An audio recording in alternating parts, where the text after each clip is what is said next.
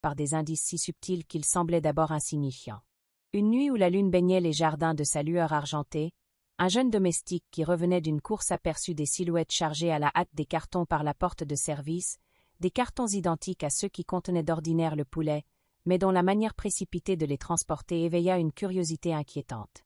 Le garçon sentit une odeur âcre, une senteur chimique qui ne ressemblait pas au parfum neutre qu'on associe à la congélation, et cette sensation resta dans ses narines toute la nuit. Le lendemain, il osa en parler discrètement à la cuisinière de sa villa, mais celle-ci le fit taire d'un regard effrayé, comme si prononcer des soupçons contre Awa équivalait à provoquer un malheur plus grand encore. Pourtant les murmures s'étendaient, et bientôt, les plus attentifs comprirent qu'il y avait quelque chose de plus sombre derrière les congélateurs trop brillants.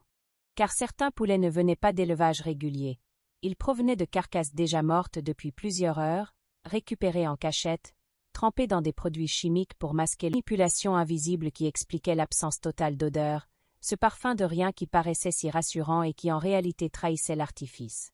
Mais cela n'était qu'une partie du secret.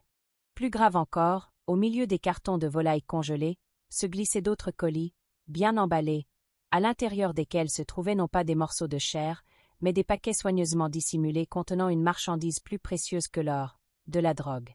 Les sachets de poudre étaient dissimulés entre les couches de glace, transportés sans éveiller le moindre soupçon, car qui aurait osé fouiller les livraisons d'une commerçante si respectée, d'une femme aussi élégante et généreuse, dont le commerce nourrissait le quartier entier.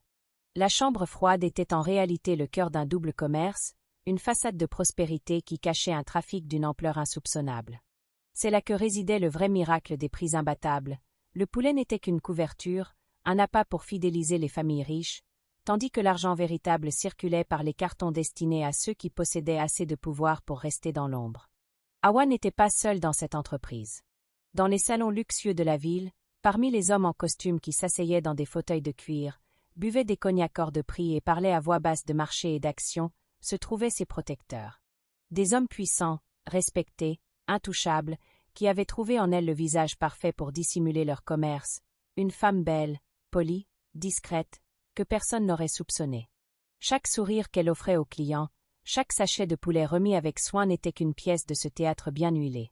Dans sa villa privée, où les baies vitrées donnaient sur une piscine bleu clair et où des meubles venus d'Italie brillaient sous des lumières tamisées, elle recevait parfois ces hommes dont les voitures aux vitres teintées stationnaient devant sa porte à des heures tardives.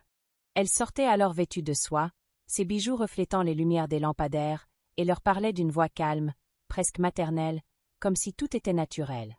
Le quartier la voyait rentrer à l'aube parfois, ses yeux fatigués mais son allure intacte, et chacun pensait qu'elle